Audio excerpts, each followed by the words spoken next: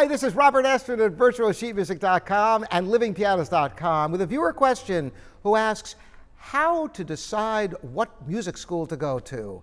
This is an extremely difficult choice for so many musicians. After all, there are so many music departments in universities, colleges, and conservatories all over the world. How do you narrow it down?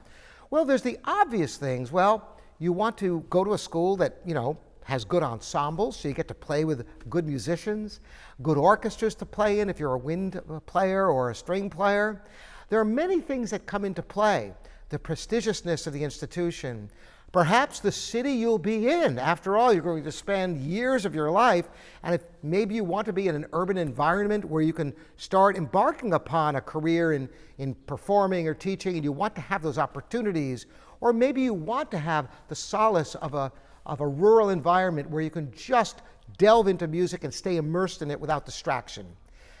But when I was facing this challenge myself, there was one criteria which rose above all the others, more so than every other decision combined, which is this.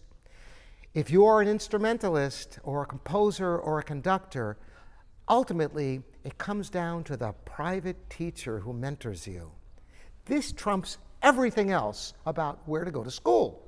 So when I was choosing schools, I listened to many recordings to determine what player do I have a reverence for, who I'd love to learn from. Because after all, you could go to the finest conservatories in the world, but if your teacher is not a great teacher or not the right teacher for you, you're not going to get what you need to develop your art. Because you can have all the theory background and music history background in the world, get to play in good groups, but if you can't master your instrument or your craft, you're really dead in the water. It's the most important thing. So make sure there's someone at a school that you're considering going to who you really want to study with.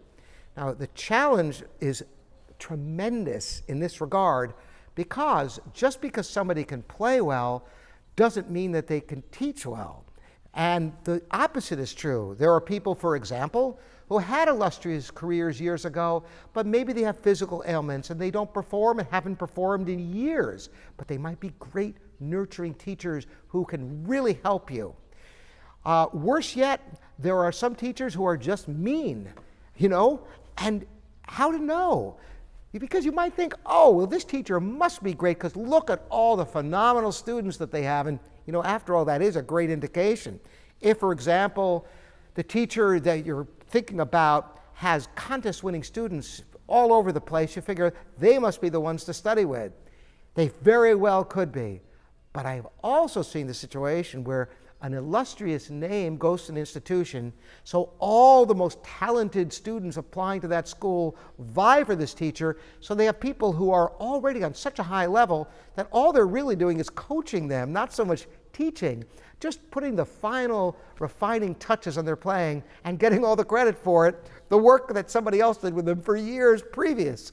So this is not an easy thing to discover. Talk to as many people as you can. Visit the schools that you're interested in going to so you can meet people. And that is ultimately the most important thing you can do, is to find the right teacher to take your playing and your music to the next level.